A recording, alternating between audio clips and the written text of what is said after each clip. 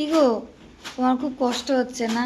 কাছাকাছিগুলো করছো, সব কিছু করছো আজকে একা হাতে। টিফিন নিয়ে চলে এসছে। কি নিয়ে এসছে আমার জন্য?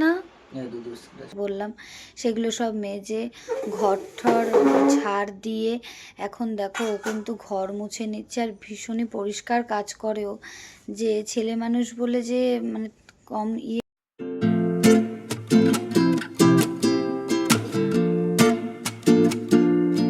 হ্যালো, গুড মর্নিং বন্ধুরা, তোমরা কেমন আছো? আশা করি তোমরা সবাই খুব ভালো আছো। আমি কিন্তু আজকে ভালো নেই, আমার শরীরটা ভীষণ খারাপ। কালকে থেকে আমার শরীরটা ভীষণ খারাপ, বিছানা থেকে প্রায় উঠতেই পারছি না। তাই তোমাদের দাদাভাই সব কিছু ঘরের কাজ করছে, রান্না সেরকম পারে না, তাও আমার জন্য করছে, চেষ্টা করছে অল্প অল্প করে। আমি কিন্তু এখন বাজে সকাল 7:30। আমি এই জাস্ট উঠলাম ঘুম থেকে, বিছানায় বসে বসেই ভিডিওটা করছি আমি। আর খারাপ লাগছে, তোমার দাদাভাই সব কিছু কাজটা করছে কিন্তু আমি উঠতে পারছি না একদম। আর তোমাদের বরমশাইরা কারা কারা এরকম শরীর খারাপ থাকলে হেল্প করে প্লিজ কমেন্টে জানিও। তো এখানে দেখো তোমাদের দাদাভাই, এই যে মানে আমার বরমশাই ঘর মুছে নিচ্ছে। ও কিন্তু অনেক সকালে উঠেছে, আমাকে ডাকেনি, কারণ আমার রাত্রে ভালো করে ঘুম হয়নি বলে ও আমাকে ডাকেনি। ও উঠে সকালে বাসন মেজে ঘরের যা খাওয়ার বাসনগুলো ছিল আমি কিছুই করতে পারিনি আগের দিন, তোমাদের বললাম, সেগুলো সব মেজে ঘর ঠর ঝাড় দিয়ে এখন দেখো ও কিন্তু ঘর মুছে নিচ্ছে আর ভীষণই পরিষ্কার কাজ করে ও। যে ছেলে মানুষ বলে যে মানে কম কাজ করবে, মানে তাড়াহুড়ো করে কাজ করবে তা না, ভীষণই পরিষ্কার করে কাজ করে। তো সব কিছুই ও করে নিচ্ছে। আমার ভীষণ খারাপ লাগছে, আমি খাটে বসে বসে ভিডিও বানাচ্ছি, খারাপ লাগছে। কিন্তু মানে আমি তোমাদেরকে এটাই দেখানোর চেষ্টা করলাম যে সত্যি যে ঘরে যে বররা থাকলে যে হেল্প করে না সেটা কিন্তু না। দেখো আজকে আমার এত শরীর খারাপ, ওই কিন্তু দেখো আমার সব হেল্প করে দিচ্ছে। তো দেখো আমি বাথরুমে ফ্রেশ হতে এসেছিলাম, দেখছি এখানে তোমাদের দাদাভাই দেখো আবার কাচাকাচি নিয়ে বসেছে। দেখো যা জামা কাপড়গুলো পরেছিল আগের দিনে সেগুলো কাচছে, ঘর যে মুছছে সেই পাপোশগুলো কাচা ধোয়া করে দিচ্ছে। কি গো, কি গো, তোমার খুব কষ্ট হচ্ছে না? কাছাকাছিগুলো করছো, সব কিছু করছো আজকে একা হাতে। কষ্টের কি আছে, ওর শরীর খারাপ হলে করতেই তো হবে। আজকের দিনটা একটু করে নাও, কালকের থেকে যখন আমি আবার পারবো সব কিছু করবো। তো দেখো সত্যি তোমাদের দাদাভাই কিন্তু খুব হেল্প করছে আমাকে, মানে আমি তো একদমই উঠতে পারছিলাম না। দেখো এই এখন উঠেছি, একটু উঠে ফ্রেশ হবো, তো এসে দেখছি বাথরুমে ও কাচা নিয়ে বসে গেছে ঘর মোছার পরে। তো এখানে দেখো আমি বাথরুম থেকে ফ্রেশ হয়ে চলে এসেছি, বাসি জামা কাপড় ছেড়ে। আমি বললাম যে আমি আমার টিফিনটা আমি নিজে করে নিয়ে আসছি, কিন্তু ও করতে দিল না, বলছে যে না তোমার শরীর খারাপ, সারা রাত্রি ভালো করে ঘুমাওনি, আমি যখন এতটা কাজ করতে পারছি তোমার জন্য খাবারটাও একটু করে দিচ্ছি। তা আমি এখানে আবার ফ্রেশ হয়ে আমাকে বললো যাও উঠে পড়ো, বিছানার উপর একটু বসে থাকো, নাহলে আবার শুয়ে পড়ো। তাই আমি এখন এখানে বসে আছি, ও আমার জন্য খাবার করে নিয়ে আসছে।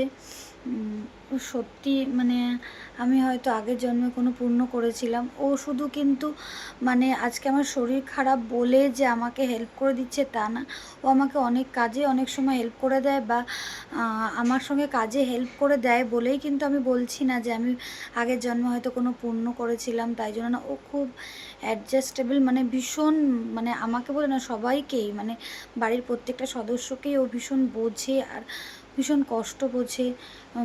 ভীষণ অ্যাডজাস্ট করেও চলতে পারে আর সব রকমভাবেই আমার সাথে মিলেমিশে থাকেও। তো সত্যি কথাই বলছি যে আমি হয়তো আগের জন্মে হয়তো কোনো পুণ্য করেছিলাম তাই জন্য হয়তো এরকম বর পেয়েছি। তা দেখি আমার জন্য কি টিফিন নিয়ে আসে। দেখো তোমাদের দাদাভাই কিন্তু আমার জন্য টিফিন নিয়ে চলে এসছে। কি নিয়ে এসছে আমার জন্য?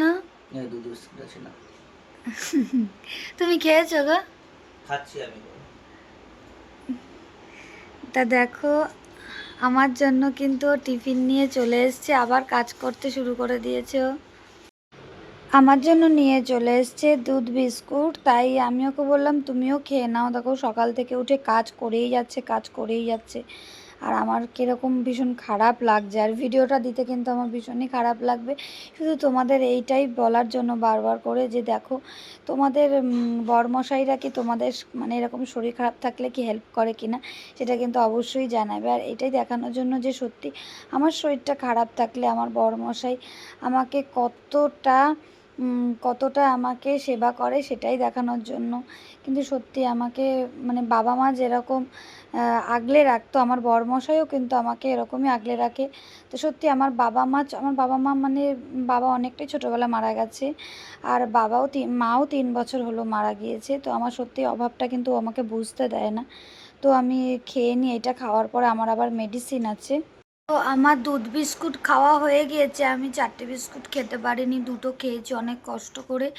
তো আমি ভিডিওটা আর শেষ পর্যন্ত দিতে পারলাম না, কারণ আমার শরীরটা আর ভালো লাগছে না। আবার আমি শুয়ে পড়বো বিছানার মধ্যে, এখন বসেই আছি দেখছো। তো আমি আবার শুয়ে পড়বো, আমি আর কথা বলতে পারছি না। তো তোমাদের ভিডিওটা কেমন লাগলো অবশ্যই কমেন্টে জানিও।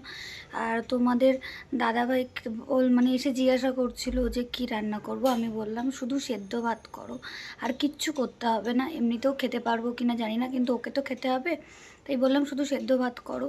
আর দেখি যদি দুপুরের দিকে একটু শরীরটা ভাল লাগে, উঠে যদি রান্না করতে পারি তো করব। ও তো বলছে করতে হবে না, আমি ওই যা পারবো তাই করব। তো সত্যি ভিডিওটা আমি আর বেশি দূর করতে পারলাম না, কারণ তোমরা বুঝতেই পারছো আমার কথাটা বলতেও ভীষণ কষ্ট হচ্ছে। তো আমি এখন শুয়ে পড়বো। তা তোমাদের ভিডিওটা এইটার জন্যই দেওয়া যে যারা যারা ছেলেরা যদি দেখো ভিডিওটা, তো সত্যি তোমাদের ঘরের লোকরা, শুধু বউ বলে না, ঘরের লোকরা যদি অসুস্থ থাকে তো তোমরা সত্যি তাদেরকে একটুখানি সাহায্য করো। তো সারা বছরই তো তোমাদেরকে ওরাই দেখে শুনে রাখে, তো শরীর খারাপ থাকলে তোমরা একটু এরকম হেল্প করো। আমি জানি প্রায় বাড়ির লোকেরাই তাদের বাড়ির লোকেদের জন্য খেয়াল রাখে। তো আমার কাছে এটা সত্যি খুব স্পেশাল, তাই জন্য আমি তোমাদের সাথে ভিডিওটা শেয়ার করলাম। ভিডিওটা সত্যি পুরোটা কন্টিনিউ করতে পারলাম না।